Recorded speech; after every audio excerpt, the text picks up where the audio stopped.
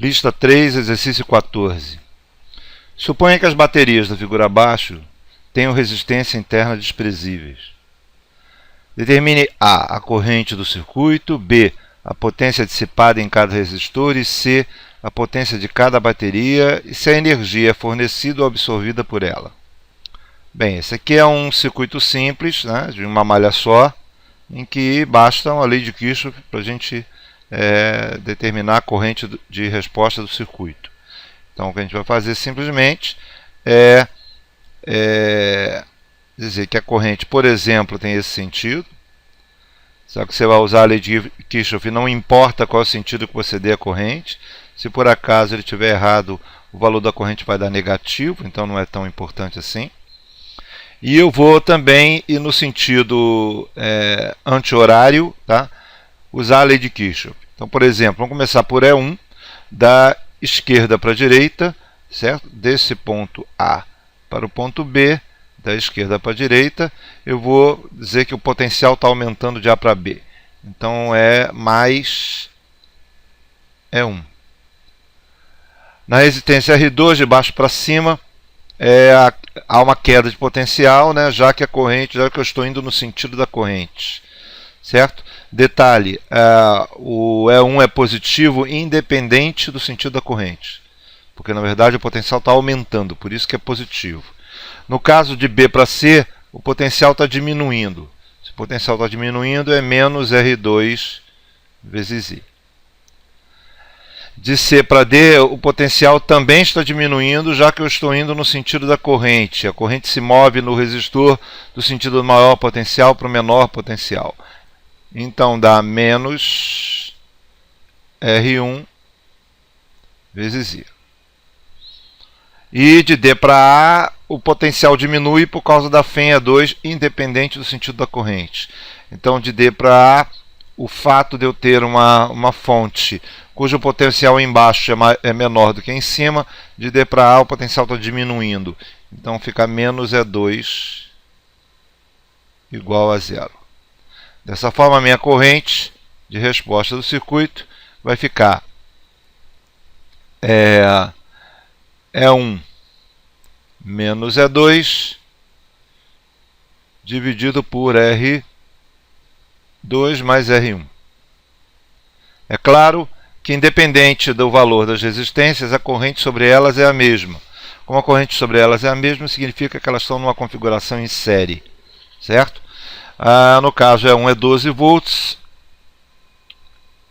E2 é 6, e as resistências são 8 e 4.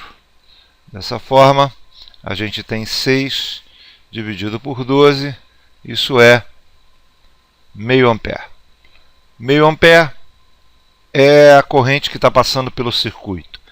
E esse valor deu positivo. Deu positivo significa que eu coloquei o sentido da corrente no sentido real dela. Na verdade, a corrente, então, ela está se movimentando no sentido anti-horário. Por que isso é importante? Porque determina, por exemplo, que a corrente vai no mesmo sentido que a FEM em E1. A corrente vai no mesmo sentido que a FEM em E1 e a corrente está no sentido contrário da FEM em E2.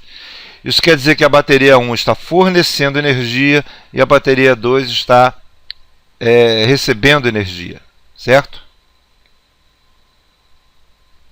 Então, o que a gente vai fazer? Nós vamos agora calcular qual é determinou a corrente do circuito, que é o item A, e o item B, calcular as potências dissipadas, para a gente reafirmar isso que eu estou colocando aqui.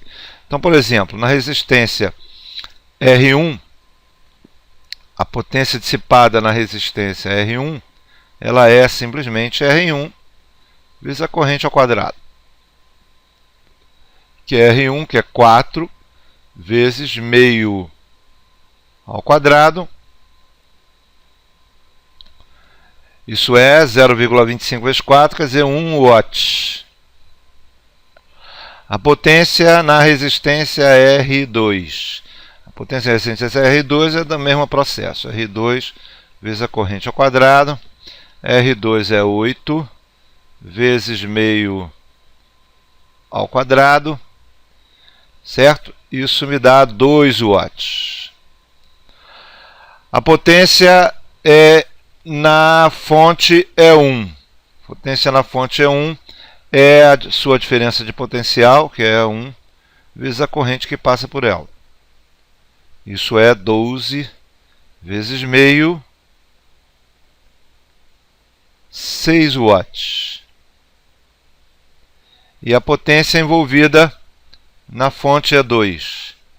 Potência envolvida na fonte é 2, vai ser E2 vezes I. Isso é 6 vezes meio, isso é 3 watts. Bom, vamos lá. A potência na fonte é 1, que é 6 watts. A fonte é 1 pelo fato da corrente estar fornecendo, da corrente estar no mesmo sentido que a FEM. A fonte é 1 está fornecendo energia para o circuito. É claro, os dois resistores, eles gastam energia por efeito Joule, certo? Ele já é próprio do resistor. Mas na fonte E2, a corrente está no sentido contrário à FEM. Se ela no sentido contrário à FEM, significa que está absorvendo energia. Pode estar absorvendo energia, por exemplo, sendo carregada pelo circuito, como uma bateria de celular sendo carregada quando você coloca a fonte. É claro que o circuito da bateria de celular não é desse jeito que está aí, mas o processo seria o mesmo, isso é, você estaria gerando uma corrente no sentido contrário à FEM da bateria, consequentemente carregando ela. Ou simplesmente, se não é uma bateria carregável, teria gastado por efeito Joule no circuito, estaria aquecendo a bateria se você gera uma corrente no sentido contrário. E a potência consumida por ela é 3 watts. Perceba que a potência consumida por E2 mais as duas potências consumidas por efeito Joule dá 6 watts, né, é a mesma potência entregue pela fonte E1.